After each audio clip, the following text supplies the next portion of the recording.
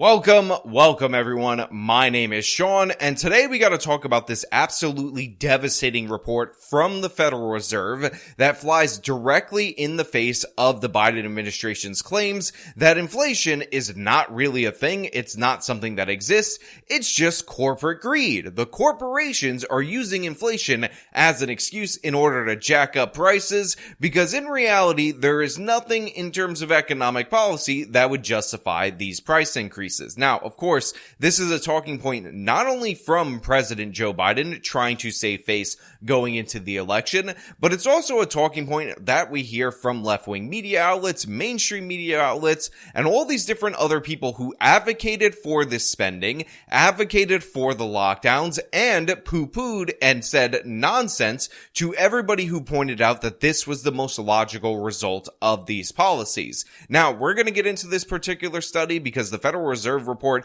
is damning, and by the way, it's damning against the Federal Reserve as well, and it explains why prices are up, and spoiler alert, it's not the person charging the prices, it is the broader economic conditions. But before we get into that, I want to thank everybody who signed up over at actualjusticewarrior.com/join. Give me the money.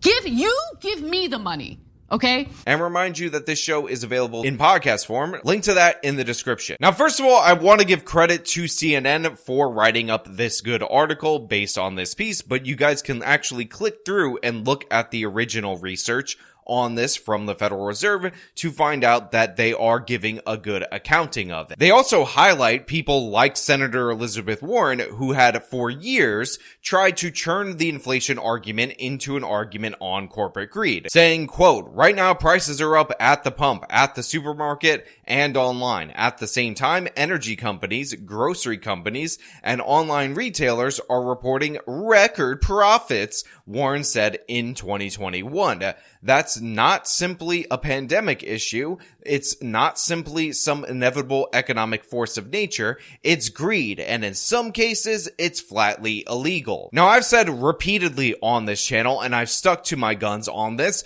that the lowest common denominator level arguments in terms of economics are to blame the people charging the prices for the price that you pay, rather than the broader economic conditions. And since Elizabeth Warren is one of these left-wing progressives who wants to spend trillions of dollars on her favorite programs and wants to deny that there are consequences to her doing so, of course, the first thing she did was jump on this bandwagon and attack these corporations for their supposed record profits. Now, of course, one of the tricks that Elizabeth Warren does is that she counts record profits in terms of raw dollar amount value, but the thing is, if we're in an inflationary period, the raw dollar amount value of the profits that people are making could be up, but as compared to inflation could actually be down or borderline non-existent. What about, but there's real pain. Grocery prices are up 30%, more than 30%. Since the beginning of the pandemic, and people are spending more on food and groceries than they have at any time really in the past 30 years. That's a real day-to-day pain that people feel. It really is, and it's real. But the fact is that if you take a look at what the people have, they have the money to spend. Remember, inflation got up to 9% in 2021. So if your profit margins jumped from 1 to 8% and you were reporting record dollar amounts, you would actually be at a loss when compared to that inflation. You would be way better off having a profit margin of 1%. And this is some of the things that the Federal Reserve study ended up finding out. But it actually gets much worse because remember this from Joe Biden? It angers them and angers me that you have to spend more. For example, the whole idea of this notion that Senator Casey talked about, shrinkflation. I think it's on your same program. Price for a smaller bottle of juice or something. For example, Snickers bar, they did a thing, and it's like 20% less for the same price. That's corporate greed. Now, in that video, I said specifically that the whole point of shrinkflation is actually to not give the illusion that you're raising prices in order to keep consumers, because these companies know that if they raise prices, they will lose market share because people would be unwilling to pay higher prices, even if they are technically doing so through shrinkflation. And it's like 20% less for the same price. That's corporate greed. That's corporate greed.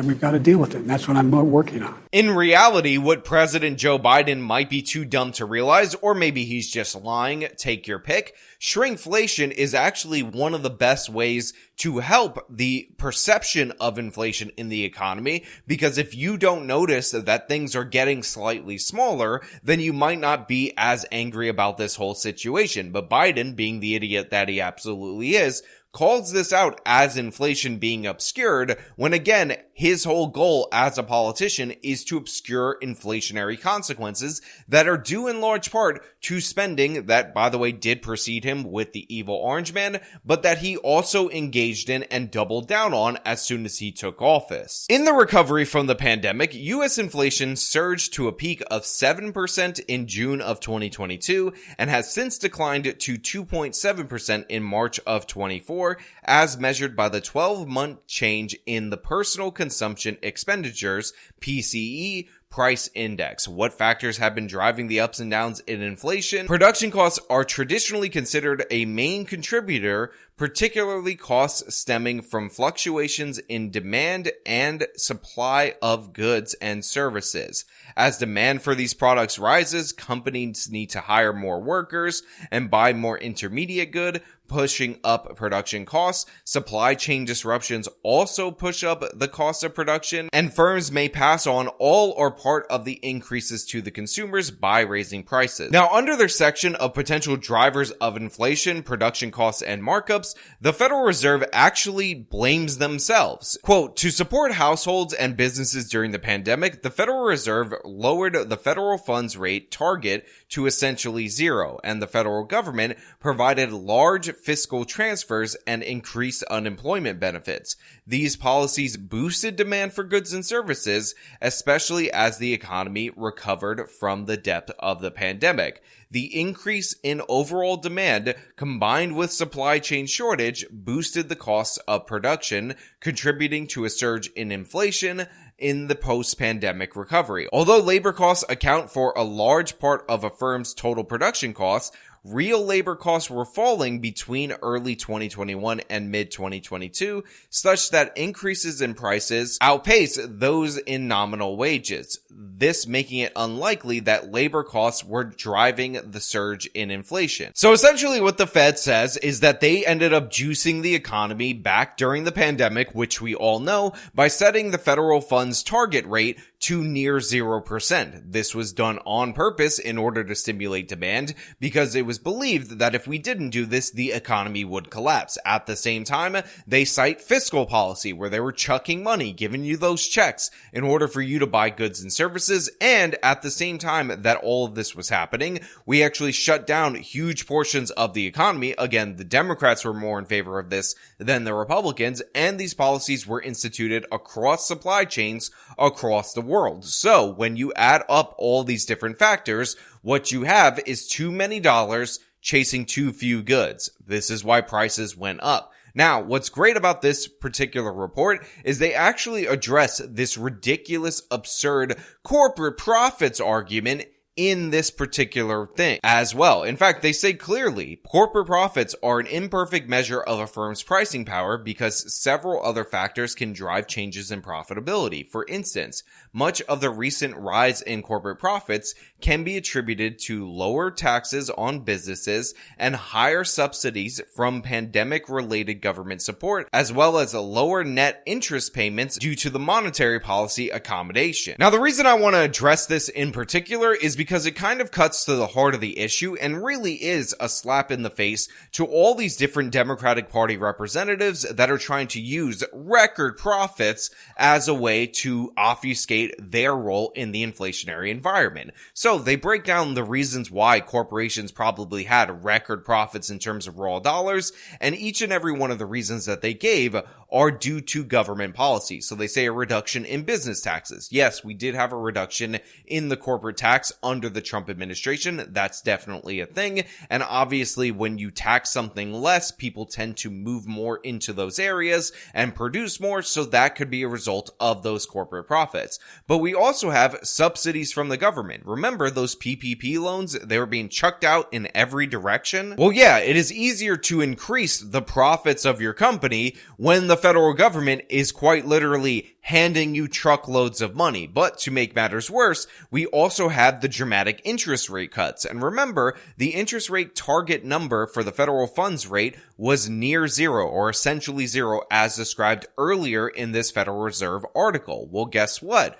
That ended up resulting in a bunch of these different businesses being able to finance themselves without paying even the lower, milder interest rates that they were paying before that, because interest rates were already low pre-pandemic. So essentially, what we're seeing reflected in the profits is that they're getting a bunch of money from the federal government in the forms of subsidies, and they're no longer paying as high interest rates due to the support from the Federal Reserve. So when we see interest rates spike dramatically, if this profitability was all just an illusion, what you would expect to see is a bunch of these different various companies that have been around for a long time that relied heavily on borrowing cheap money go out of business. And how many stories have we covered on this channel of that very thing happening now that interest rates have gone up? Widespread labor shortages from the pandemic and higher inflation drove up the cost of labor, eating into profits. It was much more expensive to get these restaurant employees, and that means their cost ballooned. And interest rates rose, which drove up the price of its leases. Because obviously this is what was going on in the economy. But again, we're supposed to say corporate profits, price gouging in order to obfuscate bad federal government policy and bad Federal Reserve policy. Now, the conclusion of this little Federal Reserve study ends up basically saying what I've been telling you all along, and what anybody who understood inflation, the causes of it, and the ways that governments deflect off of their responsibility for inflation already knew, that the markups that we're seeing in the economy are not unusual for any economic recovery, and in fact are perfectly in line with that. Now, there are some sectors that definitely saw price shocks, but those are largely due to other related factors. First and foremost, we had the chip shortage, we had a drop dramatically in the manufacturing of automobiles, so we see a lot of markups in the used car market, but of course, even those are coming down. Secondly, we have the issue of petroleum, oil, and obviously there's conflict going on in Russia, an oil-rich country, and a bunch of different geopolitical factors that result in the price increases there. But the fact of the matter is, the government, the Biden administration, the Democrats were trying to always sell you on a flawed premise. If it were true that inflation was not the product of production costs, and it was the product of greedy corporations being so greedy that they're all raising their prices, then what we would have seen was a company or companies break from this pact, because it would not be within their financial incentives to line up their prices with all these other companies when a bunch of these organizations rely on selling you a lot of stuff at volume, not a few things at high markup. Walmart was actually struggling to keep prices down in order to not lose their customer base when inflation was first starting, and a bunch of other companies had struggled with that as well. What we've seen is that with prices going up at Dollar Tree stores and all these Dollar Generals and whatnot, we're seeing a bunch of closures in those particular areas. We're seeing a lot of people that were shopping at more high-end grocery stores shift to Walmart. So what's actually happening is we're having a realignment in terms of where people are going because the prices are up. The idea that Dollar General would try to lose all their customers in order to make an extra $1.50 on what used to be $5 items is absurd. It's obviously inflation, and every incentive of these greedy corporations would be to undercut each other, not go into this pact where a bunch of them go out of business. But you know what? Those are just my thoughts. That happens to just be the factual reality of the matter. But I want to know what you guys think down in the comments below. Do you want to ignore all the facts and all the evidence and all the consequences of government spending and just blame those corporations with their record profits? Or do you want to actually address what's going on? If you like this video, then show them by leaving a like, subscribe for more content, follow me on the social medias, support me via the support links in the description of this video. This has been me talking about the Federal Reserve taking a crap on Joe Biden. Till next time.